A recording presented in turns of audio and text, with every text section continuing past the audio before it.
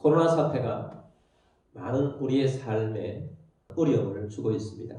우리 모두는 마스크를 끄는 어려움도 있습니다. 그러나 그보다 더한 삶의 어려움을 겪는 분들도 있고, 또 결혼식을 앞두고 많이 불안해하시는 분들도 있고, 또 경제적인 어려움을 겪는 분도 있습니다. 또 이번에 우리가 장례를 갑자기 맞이하고도 보니까 이 장례식장도 온전하지 않습니다. 조문도 서로 잘 하지를 못하고 이런 상황 가운데 있습니다.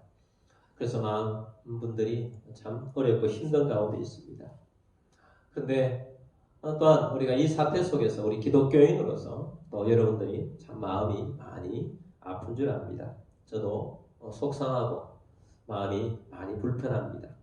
우리는 코로나에 걸리지 않도록 하기 위해서 많은 노력을 기울였고, 또 국민 모두는 코로나에 걸리고 싶어하는 사람이 어디 있겠습니까? 그래서 스스로 다 조심하고 있는데, 그러나 어쩌다 보니 코로나에 걸린 분들이 있습니다. 근데 한국교회가 정말 모범적으로 더 방역에 힘을 쏟아왔었습니다. 저는 대한민국의 이 방역에 상중하로 나눠본다면 대부분의 한국교회는 저는 상에 속한다고 생각합니다. 우리 교회도 대부분의 모임을 하지 않고 예배 모임, 그것도 철저한 방역 수칙을 지키면서 이렇게 나와왔습니다. 그러나 한국교회는 한 번도 경험해보지 못한 환경을 맞이하고 있습니다. 마치 코로나의 근원이 한국교회인 것처럼 낙인을 찍고 있습니다. 그 낙인 효과가 한국교회 위상을 추락하게 하고 있습니다. 당장의 성도님들이 사회생활 속에서 교회에 다닌다는 하나의 이유 때문에 은총을 받는 사람도 있다고 합니다. 심지어 아이들이 학교에서 교회 간다는 이유만으로 위축을 당해서 그 부모님들이 속상해하는 분들도 있습니다. 그래서 더 마음이 미어집니다. 그런데 가장 가슴이 아픈 것은 하나님이 온 세상의 주인이신데 교회가 욕을 먹고 예수님이 욕을 먹고 있다는 것입니다. 얼마나 가슴 아픈 일입니까? 하나님을 높이고 찬양하는 것이 마땅한 것인데 예배가 대면 예배가 중단이 되고 각종 모임이 중단이 되었습니다. 제가 아는 어떤 목사님이 이번 주 오늘이죠. 오늘 설교 내용을 미리 공개를 해서 올렸더라고요.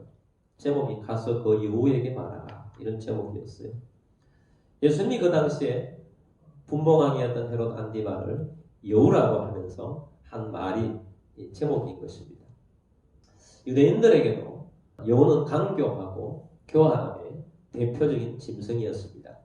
헤롯 안디바가 강교하게 자신의 관할 지역에서 예수님을 쫓아내려고 하는 그 강교함을 예수님이 간파하시고 저 여우에게 가서 말하라 말씀하셨다는 것입니다. 그러면서 그 목사님은 현 정부가 마치 여우 같다. 교활하게 코로나를 이용을 해서 정치를 한다. 한국교회가 일부 빌미를 제공한 면도 있지만 한국교회를 코로나의 덫에 빠뜨렸다. 강교하고 교활하게 그렇게 했다. 그런 내용의 메시지였습니다. 저도 동의를 합니다. 그러나 우리가 이런 사태 속에서 저는 하나님 앞에서 우리가 집중해야 할 것이 있다고 생각합니다. 하나님이 우리의 주권자이십니다.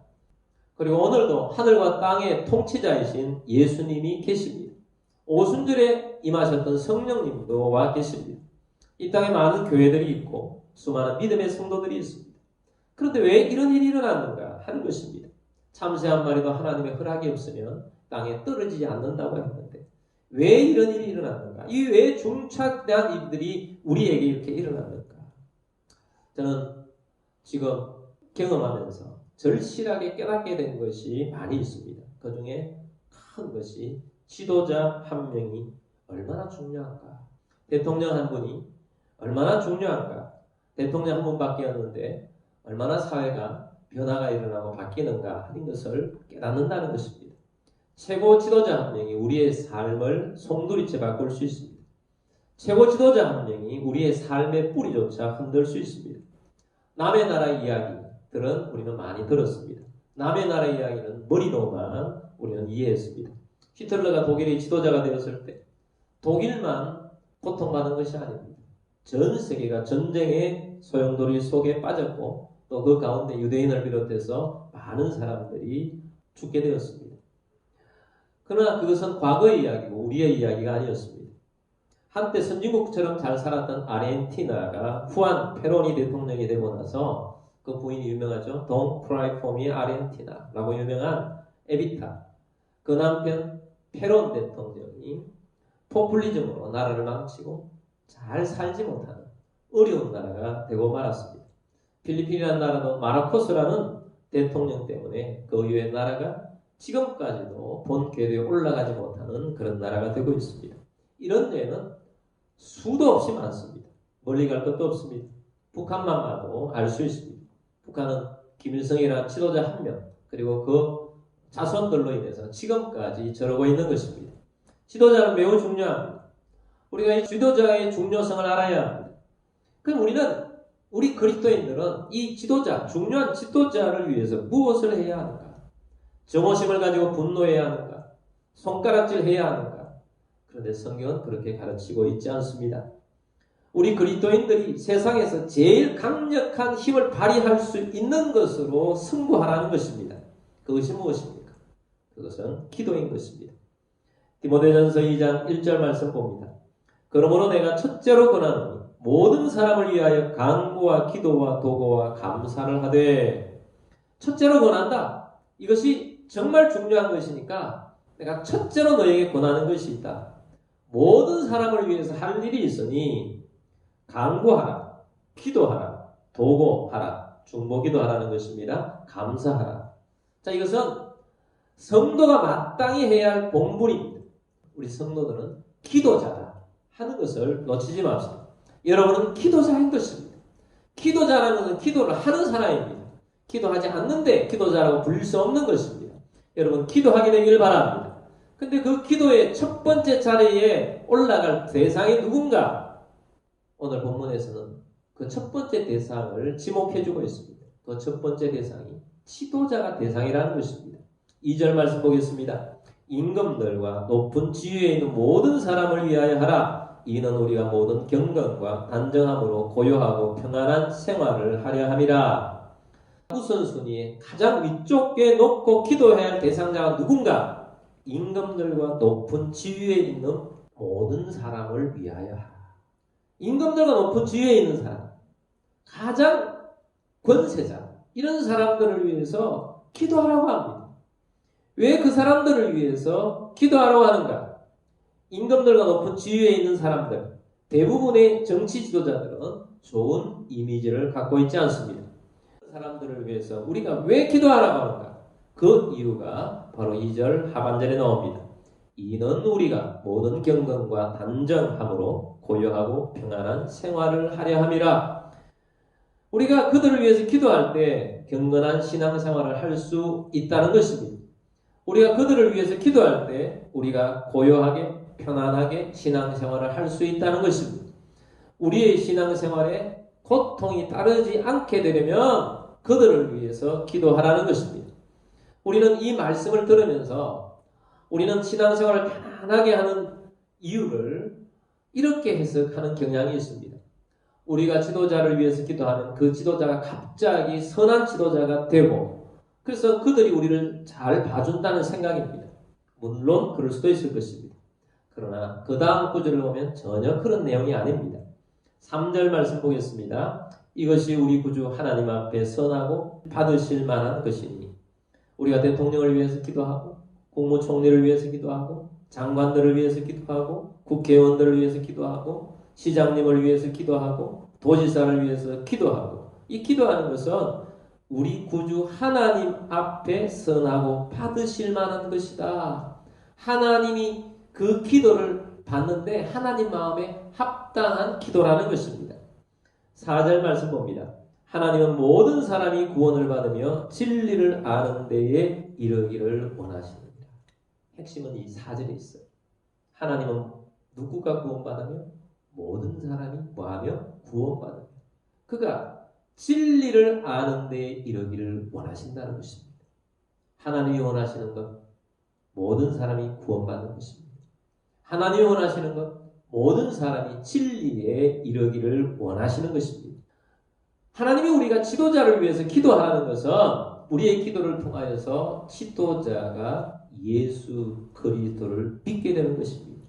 지도자가 돌이켜 지금까지 세상에서 가지고 있었던 여러 가지 사상과 철학들을 버리고 예수님을 믿고 그들의 사상과 철학과 정치 철학을 펼치는 것이 달라지게 된다는 것입니다. 예수님을 믿지 않는 지도자라면 잠시 기도 때문에 고요한 신앙생활을 해주는 것처럼 하다가도 갑자기 또 돌변해요. 그들이 근본이 변하지 않으면 안 되는데 근본이 변해야 된다는 것입니다. 하나님이 원하시는 것은 지도자도 모든 사람들과 마찬가지로 예수님을 믿어야 한다는 것입니다. 대통령도 믿어야 되고 모든 사람이 함께 믿어야 한다는 것입니다. 정치인들 중에도 믿는 사람이 많이 있습니다. 근데 정치인들의 믿는 사람들은 믿을 수가 없어요. 연예인들 중에도 믿는 사람이 많은데 그 연예인들의 믿음도 믿을 수가 없어요. 가짜 그리스도인 정치인, 가짜 그리스도인 연예인들도 많습니다. 물론 성도들 중에도 가짜 그리스도인들이 있습니다.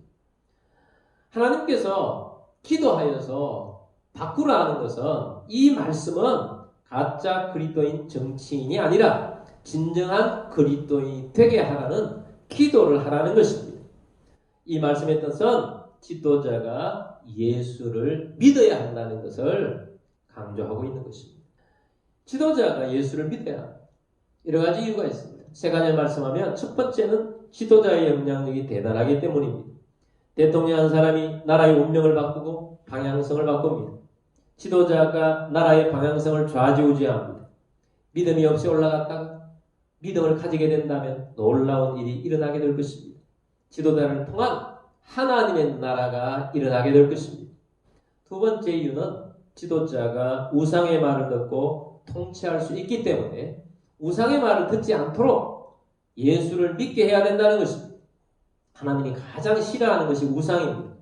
대통령이 막강한 권력을 가지고 있는데 대통령도 인간이기 때문에 불안합니다. 그래서 몰래 우상의 메시지를 듣고 통치한다는 것입니다. 미국의 어떤 대통령 영부인께서 몰래 점쟁이를 만나서 국정을 논했다는 꽤 알려진 이야기가 있습니다.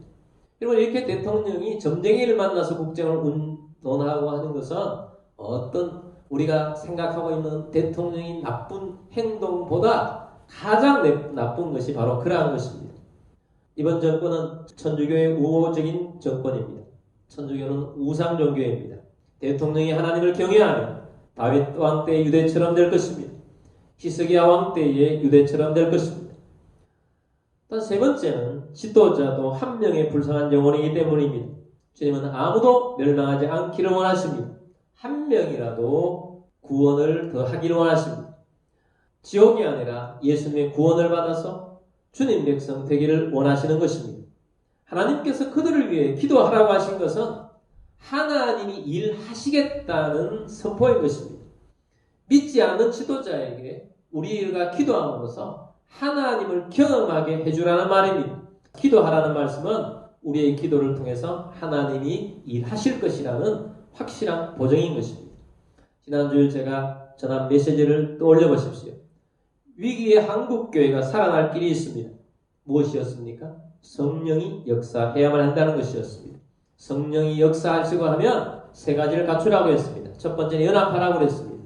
연합하기 위해서는 서로 마음이 하나가 되어야 되는데 마음이 하나 되기 위해서는 하나님의 사랑, 예수님의 사랑을 소유하고 우리의 행동의 근원이 사랑이 되게 하라고 했습니다. 두 번째는 성결하라고 했습니다. 하나님은 성결하지 않는 곳에, 성령님은 성결하지 않는 곳에 임하지도 않고 역사하지도 않습니다. 그래서 성결해야 하는 것입니다. 그리고 세 번째는 기도하라고 했습니다. 기도할 때 성령님이 임하시고 성령님께서 역사하십니다. 초대교회 기도했을 때 성령님이 역사하신 것입니다. 성령님께서 역사하실 때 땅이 진동하고 나라가 바뀌고 역사가 일어난 것입니다. 우리는 우리 한국교회는 선택해야 합니다. 이제는 자신만을 위한 기도를 멈춰야 합니다. 모든 사람이 구원받는 기도를 해야 합니다. 그 중에 지도자를 위한 기도를 해야 합니다. 기도의 능력으로 하나님의 살아계심을 보게 해 주실 것입니다. 우리가 기도하면 천사가 움직입니다. 천사는 하나님의 군대입니다. 히스기야 왕 때에 아수르 군사 18만 5천 명이 쳐들어와서 예루살렘을 포위했습니다. 적장 산헤립이 히스기야를 조롱합니다. 하나님을 조롱합니다. 히스기야 왕은 그 말을 듣고 눈물로 기도합니다. 하나님께서 이 왕의 기도를 들으셨습니다. 왕의 기도가 능력이 되게 하셨습니다. 천사를 동원하셨습니다. 그들을 포위했던 18만 5천 명을 천사가 쳐서 다 죽여버립니다. 적장 3해들은 본국으로 돌아가서 죽게 됩니다. 이것이 기도의 능력입니다. 히브리서 1장 14절 말씀 보십시다. 모든 천사들은 섬기는 영으로서 구원받을 상속자들을 위하여 섬기라고 보내심이 아니냐. 천사들은 우리 구원받은 사람들을 섬기라고 보내셨습니다. 우리의 기도가 세상을 움직이는 힘이 될 것입니다. 믿고 기도하시기 바랍니다. 저는 이 말씀을 준비하면서 회개했습니다. 제가 예전에 하던 일을 멈추고 지금은 하지 않고 있음에 대해서 회개했습니다. 저는 대통령을 만날 수 있는 위치에 있는 사람은 아닙니다. 그러나 이 지역의 지도자들을 만날 수 있습니다. 지역의 지도자들, 대통령의 권한과는 비교할 수 없지만 그러나 지역에서는 큰 역할을 감당합니다. 지역의 지도자들은 이 지역을 위해서 정책을 담당합니다. 학교 교장 선생님이 그 학교를 운영합니다. 학생들에게 지대한 영향력을 끼칩니다. 저는 한때 이 도시에 있는 학교 교장 선생님들을 많이 만났습니다. 그래서 만나서 이런저런 이야기를 나누고 꼭 기도 제목을 묻고 기도를 해주었습니다. 은행에 가면 은행 지점장을 만났습니다. 그리고 기도를 해주었습니다. 주민센터에 가면 동장님을 만났습니다. 동장님을 위해서 기도했습니다. 시의원을 만나서 기도했습니다. 그들을 만나서 인사를 하고 이야기를 나누고 꼭 마지막에는 기도 제목이 무엇입니까? 하고 담대하게 기도해주고 했던 것입니다. 그러나 어느 순간부터 제가 그것을 잃어버렸습니다. 그래서 그것을 회개합니다. 그리고 앞으로는 회복하려고 합니다. 여러분 오늘 이 메시지를 듣는 여러분 중에 이 메시지를 듣는 온라인으로 듣는 분 중에 혹시 높은 분들을 접하는 분들이 계신다면 높은 분들을 위해서 기도 제목을 묻고 꼭 기도해 주시길 바랍니다. 그리고 여러 성도님들에게 강력하게 제가 권고합니다. 여러분들이 누구를 만나든지 어떤 이야기를 하든지 꼭 마지막에는 기도 제목을 물어보십시오. 그리고 반드시 기도해 주십시오.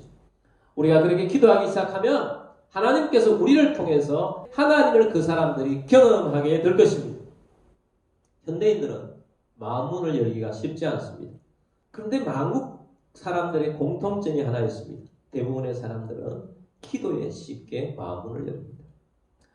우리가 이 코로나 시국에 무엇을 할 수 있겠습니까? 전도를 할 수도 없습니다. 사람 만나기도 힘듭니다. 그러나 우리는 기도해 줄 수 있습니다. 그래서 우리는 어떤 상황이든지 기도 제목을 묻고 기도해 줄 수 있는 우리들이 되길 바랍니다. 우리 하나님의 사람들은 이런 상황 속에도 잊지 말아야 할 것은 사명입니다. 하나님의 나라를 건설하는 것입니다. 하나님의 나라를 건설해야 하는데요. 무엇으로 하나님의 나라를 건설할 수 있겠습니까? 하나님이 하시게 해야 합니다. 하나님이 하시게 하는 일이 무엇입니까? 그들을 위해서 기도하는 우리의 기도가 하나님을 위해서 우리가 할 수 있는 것이고 하나님은 그 기도를 듣고 역사하는 것입니다. 우리가 그들을 위해서 기도하면 그 사람이 어떤 사람이든지 하나님을 경험하게 될 것입니다. 하나님을 경험하게 된다면 하나님의 사람이 될 것입니다. 기도가 전도가 되는 것입니다.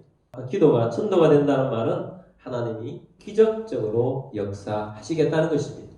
지금 코로나 사태로 많이 위축되어 있습니다. 한국교회가 지탄의 대상이 되기 위해서 더 위축되어 있습니다. 그러나 우리는 잊어버리서는 안 됩니다. 하나님의 나라를 확장해야 한다는 것입니다. 이것은 잊어버리지 말아야 합니다. 근데 사실은 지금이 이 대한민국의 백성들에게, 온 세계의 백성들에게 하나님이 가장 필요한 때예요. 하나님이 가장 필요할 때 교회에 입을 막아버렸어요. 하나님의 백성들의 입을 막고 위축되게 했습니다. 사단이 한 것입니다. 우리는 위축되지 말아야 합니다. 우리는 하나님이 살아계십니다. 하나님이 살아계셔서 역사하고 계십니다. 그럼 우리가 이런 상황 속에서도 하나님이 일하신다는 것을 보여줘야 합니다. 우리는 어떻게 보여줍니까? 다른 방법이 없습니다. 기도로서 보여준다는 것입니다. 지금 사람들이 불안한 시대를 살아가고 있습니다. 코로나도 불안하고 경제도 불안하고 예측할 수 없는 환경들이 불안합니다. 근데 우리가 하나님의 살아계심을 그들에게 보여주지 않는다면 그들은 모두 미혹당할 것입니다. 영적으로 미혹당할 것입니다. 점쟁이들에게 미혹당할 것이고 우상 종교에 미혹당할 것입니다. 지금은 사람들에게 하나님이 가장 필요한 때라는 걸 잊지 마십시오. 하나님은 그들의 필요를 채워주시기를 원하십니다. 하나님은 그들에게 살아계심을 보여주기를 원하십니다.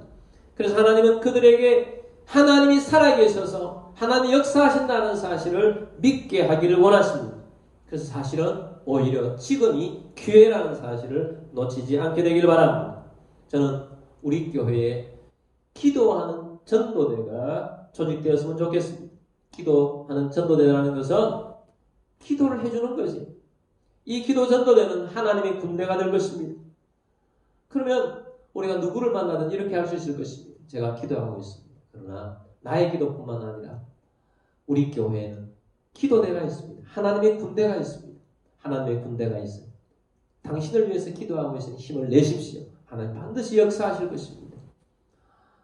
우리가 그렇게 전해주면 그들은 힘을 얻게 될 것입니다. 그리고 하나님께서는 우리의 기대대로 역사하게 될 것입니다. 이것이 바로 임금들과 높은 사람들을 위해서 기도하고 또 모든 사람을 기도하라는 이유인 것입니다.